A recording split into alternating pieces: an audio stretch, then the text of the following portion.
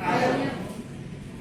ఎక్కడ ఆగించుకుంటాడు మరి ఇంటికి పోవాలి ఏం చేస్తాడు అదే అప్పుడు కాలేజ్ రేటు వస్తాడు జగానికి వచ్చిన అనుకుంటారు మనోడు ఏం చెప్పాలి అబద్ధం చెప్పాలి మనం నేర్చుకుంది ఏం లేదు మనము తల్లిదండ్రులు పడికాలకు పోయినప్పుడు మనం పడిపోతే వస్తాము కాలేజీ వస్తాము ఇక్కడ డబ్బా వేసుకుని కట్టుకుంటున్నాము ఏదో ఒక డబ్బా చెప్పాలి కట్టుకుంటూ పోయినట్టే మన ఫ్రెండ్స్ గురిపడతాయి కింద పడి ఎట్లా పడ్డారా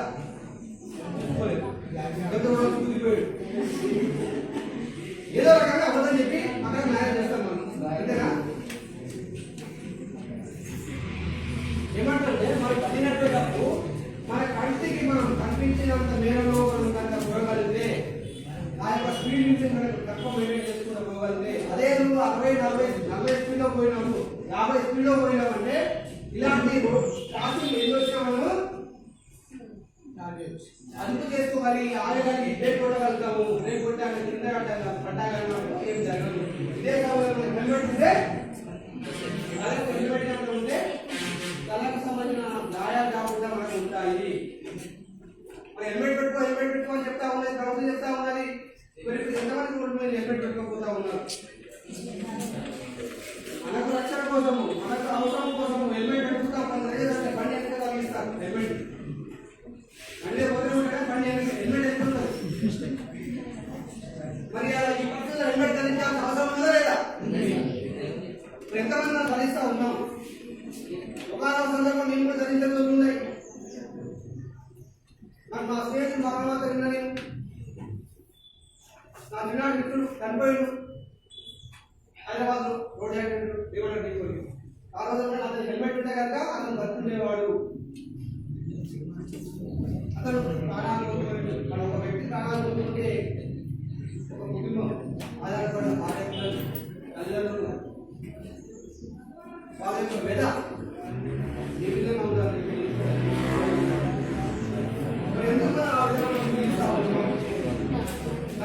కనిపించినప్పుడు మనం ఆ వ్యక్తి ఏదైనా ఏమైనా భవిష్యత్తు సాధించి వాళ్ళకి ఏమైనా గొప్పగా దీని పలానా గురువు నేను చెప్పుకోవాల్సిన అవసరం ఉందా లేదా దీని పలానా బిడ్డని చెప్పుకోవాల్సిన అవసరం ఉందా లేదా మరి మన కాలేజీలో ఏం చేస్తా ఉన్నాం ఎంతవరకు మనం చదువు శ్రద్ధ పెడతా ఉన్నాం అంటే అన్నీ వస్తాయి అది కూడా గ్యారెంటీ మన జీవితంలో జరగబోయే సంఘటనలు మనకు గ్యారెంటీ ఈ రోజు కనుక నువ్వు చదివి మీద శ్రద్ధ పెట్టకపోతే ఈ జీవితంలో నువ్వు కోల్పోయిన అవకాశం తిరిగి వస్తుందా ఇలా ఎన్నో గురువు చెప్తా ఉన్నారు వృత్తి విద్యా కోర్సు కూడా వచ్చినాయి రేపు బతకాలను ఈ రోజు మనం బతకాలంటే నా తాత సంపాదించినప్పుడు ఒక తాత సంపాదిస్తే నాకు కొడుకులు 3 బిడ్డలు నాలుగు బతకాలి ఈరోజు బతకాలంటే ఎంత సంపాదించి సరిపోతుంది మరి మనం ఎంతవరకు ఆలోచన చేస్తా ఉన్నాము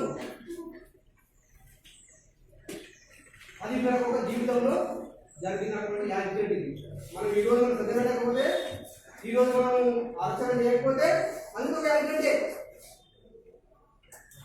మనం ఈ అధికారులు పని అది చేయకపోతే రేపు భవిష్యత్తులో మనము ఇబ్బంది పడతా ఉన్నాం సెల్ ఫోన్ డ్రైవింగ్ చూసుకున్నాం సెల్ ఫోన్ డ్రంకన్ డ్రైవింగ్ చేస్తా ఉన్నాం చేస్తే ఎదురుగా వచ్చే వ్యక్తి కనపడు చూద్దాము మనకి డబల్ రోడ్ లేదు సింగిల్ రోడే ఉంది జిల్లాకి వస్తా ఉన్నాం సింగిల్ రోడే ఉంది ఇక్కడ ఇక్కడికి రావాలి మనం ఇక్కడికి పోవాలి మనం ఇక్కడికి రావాలి గంట టైంలో ఉన్నాడు అతను ఇక్కడికి పోయే వ్యక్తి గంట టైంలో ఉన్నాడు మధ్యలో ఉన్నాడు అతను ఏమి కనిపిస్తలేదు ఎటు కూడా తెలియట్లేదు ఇక్కడి నుంచి ఎదురుగా వచ్చే వ్యక్తి పోయి ఇట్లా పోయి ఇక్కడ గుద్దం జరిగింది చాలా మంది చనిపోయిండు ఇక బండి కూడా చనిపోయింది అనుకున్నాను కావడానికి నడుచుకుపోయేటప్పుడు చనిపోయే రోజులు ఉన్నాయి ఒక బండి ఇక్కడ పోయి ఎదురుగా గుద్దుకోవడం వల్ల చనిపోయి అవతలి బండి వాళ్ళకి హెల్మెట్ లేక కాలు చేతులు తిరిగి తల గాయాలు చనిపోయే వాళ్ళు కూడా ఉన్నారు మరి తప్పుడు అవతలి నుంచి వచ్చే వ్యక్తి తగ్గ కదా మరి ఎందుకు మనం డ్రంక్ డ్రైవింగ్ చేస్తా ఉన్నాం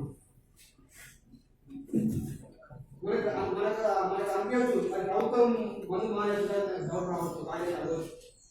అయ్యా అది గవర్నమెంట్ కోసం ఇన్కమ్ కోసం సోర్సెస్ లేక గవర్నమెంట్ ప్రవేశపెట్టిన స్కీమ్. మరి మన వర్క్ కోసం మనం ప్రవేశపెట్టిన స్కీమ్ ఏంటి?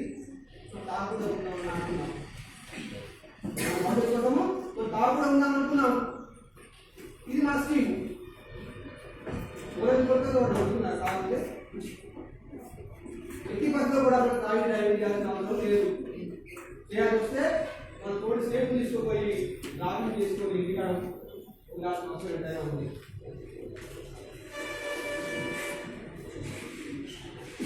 ఇంకా హెల్మెట్